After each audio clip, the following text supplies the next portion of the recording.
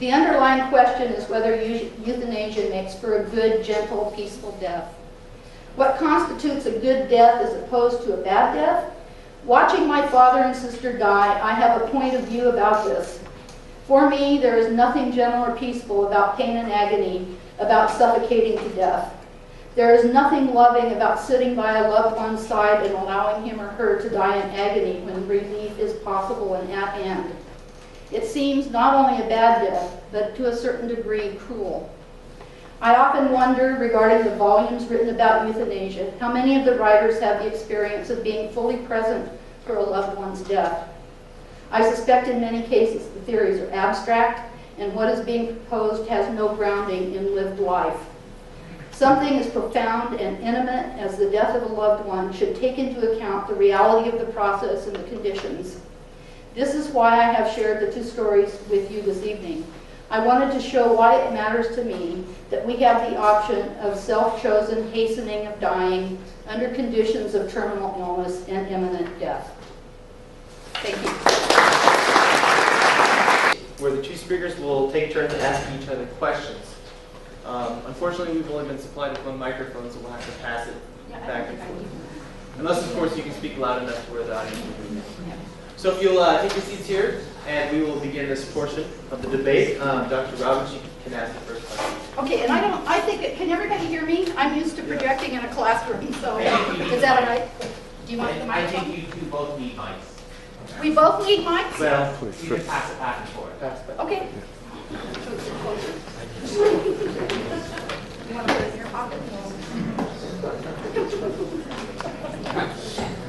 What kind of a debate is this?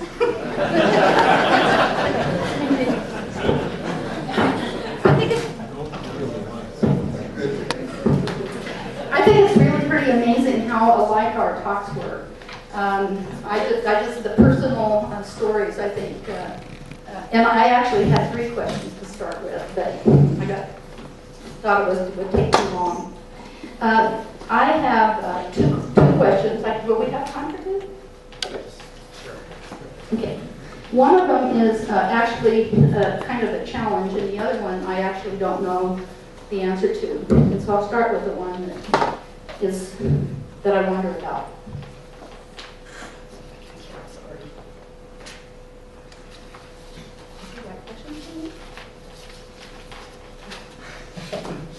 I'm curious why some self-chosen deaths are considered admirable and others are prohibited.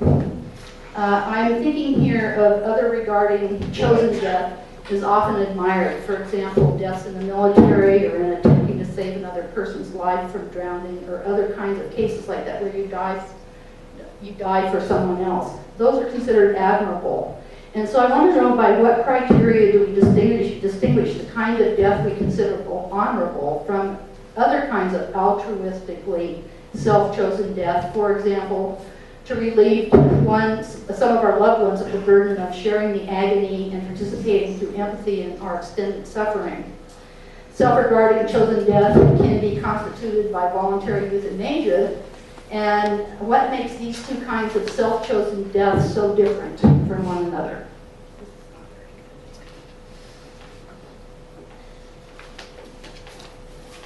Did you repeat Yes. that final question? Yes. I was listening to it and cut in and out. Yeah. I'm wondering why it's okay to offer to die or to put ourselves in a position of dying in some cases, but not in other cases.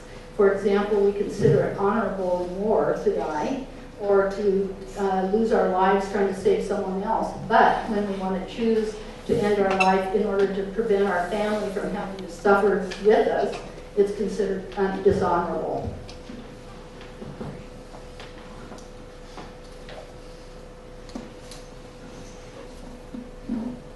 Now, I'm going to answer this from this will be from a Judeo-Christian perspective. So inside my head, I think a big story is if those of you who are non-Christians should say, and to add to her point, you hold this Jesus Christ, right? He went and died supposedly for all kinds of people, for everyone. So why is that considered admirable? And why then would someone else dying on behalf of another, such as euthanasia to release the burden of a family, not be admirable? Would you agree that I framed that all right? Well, I don't know if I'd use Jesus as the case, but Well, how about the soldier?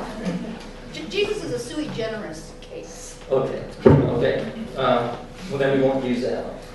Okay, thank you. Well, that's why I asked you. Okay, so I want to make sure that I'm being benevolent. How's that in my framing of your question?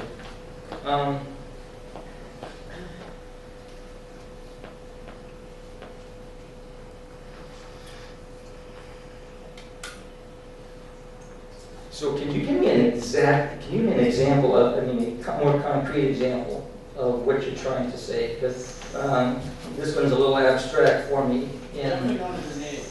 What's that? Jumping on a grenade to save your life. Diving on a grenade. Diving on a grenade to save the other. Just let's That's say a self-chosen death. a self-chosen death. That I could say would be done for an agape, a loving being there for the other, and that death would be there for the other. So how about then it looks like it would be the same of someone dying for another patient, another for the family, for the burden. Yes. I would have to then put in the context, and that one is a really quick decision. That is a not thought through decision. That's something that comes from habits of the heart. All right? That is not a knee-jerk, that's not a one process. So we're in the notion of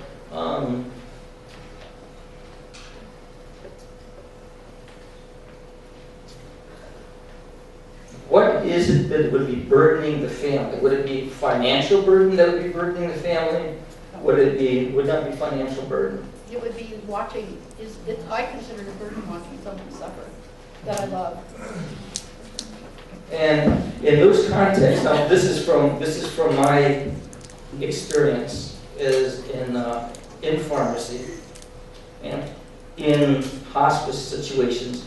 I grant that there are those on the extreme and that there are those that you have felt pain with. So I can't deny that for you. But for me, that was my mother's death, by the way, that I was speaking of, that I was there for, that she wasn't suffering for. The hospice in that construct, in that time, was sufficiently early enough so that she did not, her suffering was managed. All right? So I'm wondering if suffering indeed can be managed, but there's inappropriate pain management being applied. That's immediately what comes to fore to me. Because in Oregon, you have the pain management initiative. Physicians are not allowed to they're not permitted to allow a patient to supposedly undergo excruciating suffering. The question is, can they do that? And terminal sedation, and we are agreed upon, at least with terminal sedation, on the fact that it should be applied. We're not in agreement with the what I would consider conflation of terminal sedation as slow euthanasia, because I've seen people's lives extended longer with terminal sedation because the sympathetic nervous systems are not firing in fight-flight response. So that would be my first question. I'd have to be in the context looking and saying to see if there's a possibility to relieve the burden of the family or to perceive patient's notion and feeling of the burden of the family. Maybe not a satisfactory answer, but in the context, I certainly as in bioethics and as a bioethicist who does hospice, I have to look and see, is the patient's suffering being addressed so that the family's suffering is being addressed? And I have no problem with terminal sedation, by the way. It's your turn to ask me a question. Is it? I thought you had two. No, but I'll take turns. Okay. I'll take turns. Okay. So,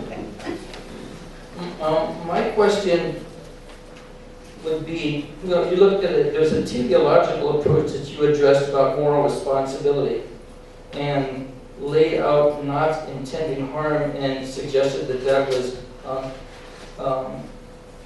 morally, almost moral pabulum. In other words, that there indeed was an analogy that she used that says that there was an intention to hasten the dying. Did you say that, or did I take the notes down wrong? That there's no distinguishing point between applying opiates to relieve pain and the issue of applying opiates at sufficient doses that would terminate life. Was that what you were saying for the physician who applies it? I was saying that I'm objecting to the idea that we are not morally responsible for those things we cause and can foresee, which is the doctrine of double effect. I do not support the doctrine of double effect, and so that's what I mean. Yes. Okay. Okay. I understand that. Okay. And so this is where we have a difference, is that I do support the doctrine of double effect. However, I don't construct that doctrine the same way that Dr. Roberts constructs it. I think that as the physicians I know who work in pain management, for physicians with compassionate care, for instance, do everything that they can to make the patient comfortable, to make the suffering, dying one comfortable, without the intent of hastening their death. And as a pharmacologist, I don't necessarily agree with the buildup of the metabolites that will hasten the death. I don't think we can't do empirical studies to see, double-blind studies to see which ones die and which ones don't die by the application. So I think that we're speculating or presuming that indeed the death was hastened, or maybe the death might have been prolonged. As you mentioned, in the final administration of sufficient pain medication and for your sister to relapse, which to me, for physicians to even have permitted it to go that far was immoral. But I wasn't there to be able to see that. So I think, personally, I find that appalling, not as appalling as you had, since you were present. So, are you asking me a question? Nice if I asked you a question. That's a good point. I mean, I couldn't figure out if you were asking. Sometimes I get lost in my own moon age daydream when I forget the question. I have another one. Do you want to ask me? Well, I would like to ask you the question then on, this is the question that haunts me. This is the one question that haunts me. Okay. And that is the question of, where would you draw the line in your criteria to say that, all right, we permit policy for termination of human life in certain circumstances. Where would you say, this begins abuse, we must stop here? Because I have a concern about looking at past history, and my having relatives who were Holocaust victims, I have issues with that. I mean, it's an internal thing. I'm not saying that your position, I'm not playing the Nazi card on you, because I wouldn't do that with you, but I'm saying that I don't trust government, past or future or whatever. I'm not dissing the government now, I'm just saying, I have an inherent distrust of putting those type of decisions in the hands of bureaucracies because of what I've seen in the past, from all the way back from the early Greek time all the way through even now what's going on in Holland and Belgium. So where would you put the peg on the mountain so those out here would know that the slope is not slippery?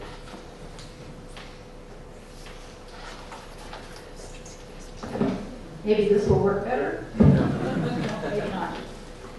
I don't think that I have the wisdom to, and nobody else to my knowledge has been able to draw the line you're asking me to draw here off the cuff tonight.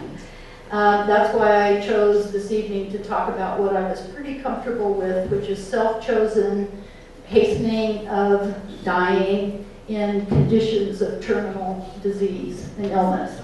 That's the only way. I'm not a bioethicist, and but I think that in the conditions that the way that I described, that which I am perfectly willing to defend, that I feel pretty good about that. Should I ask you my question? Sure. Okay. This is a question that, because I knew Dr. Wernow was a minister, that I thought, and I've been actually asking this question of people, but I'd like to know from, and this is a theological question, I think. And I am completely not a theologian, in case you couldn't tell. Some to whom I have addressed this question have